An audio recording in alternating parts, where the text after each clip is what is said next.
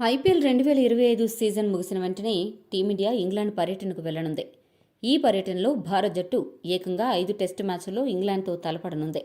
ఇటువంటి పరిస్థితుల్లో ఇప్పటికే సీనియర్ ఆటగాడు రోహిత్ శర్మ టెస్ట్ క్రికెట్కు రిటైర్మెంట్ ప్రకటించగా అతని స్థానంలో సాయి సుదర్శన్ను జట్టులోకి తీసుకోవాలని బీసీసీఐ భావిస్తోంది.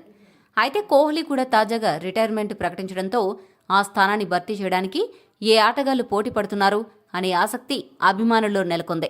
ప్రస్తుతం ఉన్న సమాచారం ప్రకారం కోహ్లీ స్థానం కోసం 5 మంది ఆటగాళ్లు పోటీ పడుతున్నారు. ఆ వివరాలను ఇప్పుడు చూద్దాం. ఈ లిస్టులో ఉన్న మొదటి ఆటగాడు ధ్రువ్ జురేల్. ఈ యువ ఆటగాడు అత్యద్భుతమైన టెక్నిక్తో బ్యాటింగ్ చేయగలడు. ఇప్పటికే కొన్ని టెస్టుల్లో ఆడిన అనుభవం ఉంది. ముఖ్యంగా ఒత్తిడి సమయాలలో కీలకమైన భాగస్వామ్యాలు నెలకొల్పడం జురేల్ ప్రత్యేకత. ఇప్పటికీ 6 ఇన్నింగ్స్ ఆడిన జురేల్ 40 సగటుతో 202 పరుగులు చేశాడు. దీంతో కోహ్లీ స్థానాన్ని భర్తీ చేయడానికి ముందు వరుసలో ఉన్నాడు. ఈ లిస్టులో ఉన్న మరొక ఆటగాడు సర్ఫరాజ్ ఖాన్. దేశవాళీ క్రికెట్లో సర్ఫరాజ్ ఖాన్ పరుగుల వరద పారించాడు. అయితే స్పిన్నర్ల బౌలింగ్లో ఒక ఊపు ఊపేసే సర్ఫరాజ్ ఖాన్ ఫాస్ట్ బౌలర్స్పై మాత్రం అంత గొప్ప ట్రాక్ రికార్డ్ లేదు. ముఖ్యంగా ఫాస్ట్ బౌలర్స్ బౌలింగ్లో బంతి స్వింగ్ అవుతున్నప్పుడు సర్ఫరాజ్ బాగా ఇబ్బంది పడతాడు. ఇంగ్లాండ్ దేశంలో పిచ్చులన్నీ ఫాస్ట్ బౌలర్స్కు అనుకూలంగా ఉంటాయి. ఇటువంటి పరిస్థితుల్లో సర్ఫరాజ్ ఖాన్కు మరొక అవకాశం ఇస్తారా లేక పక్కన పెడతారా అన్న విషయం ఆసక్తిగా మారింది.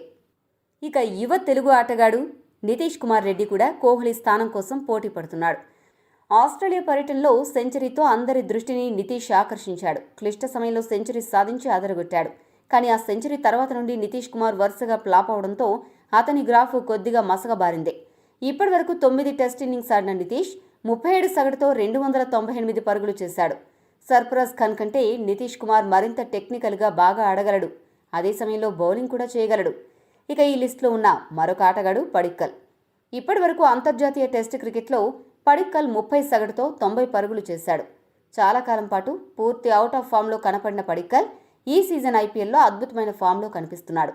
ముఖ్యంగా వన్ డౌన్ బ్యాటర్గా ఐపీఎల్లో మంచి ప్రదర్శన కనబరచడం అతడికి ఒక పెద్ద ప్లస్ పాయింట్గా మారనుంది. అంతేకాకుండా ఎడమ చేతివాటం బ్యాట్స్మెన్ మిడిల్ ఆర్డర్లో ఉండడం టీమిండియాకు కూడా ఒక అదనపు బలమనే చెప్పాలి.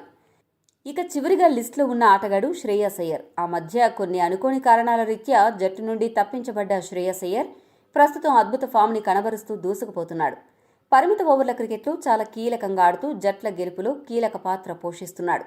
అయితే ఇప్పటికీ పరిమిత ఓవర్ల క్రికెట్లో తన స్థానాన్ని సుస్థిరం చేసుకోవడానికి ప్రయత్నిస్తున్న అయ్యర్కు ఇప్పుడు టెస్ట్ క్రికెట్లో కూడా ఎంట్రీ దొరికే అవకాశం కనిపిస్తోంది. ఇప్పటి వరకు 14 టెస్ట్ మ్యాచ్లు ఆడిన అయ్యర్ 37 సగటుతో 811 పరుగులు చేశాడు. అయితే అయ్యర్ ఫాస్ట్ బౌలింగ్ పిచ్లపై ఫెయిల్ అవుతాడు అనే ట్రాక్ రికార్డు ఉంది. మీ దృష్టిలో కోహ్లీ స్థానాన్ని ఏ ఆటగాడు భర్తీ చేయగలరని భావిస్తున్నారో కామెంట్ చేయండి. మరిన్ని స్పోర్ట్స్ అప్డేట్స్ కోసం మా ఛానల్ సబ్స్క్రైబ్ చేసుకోండి.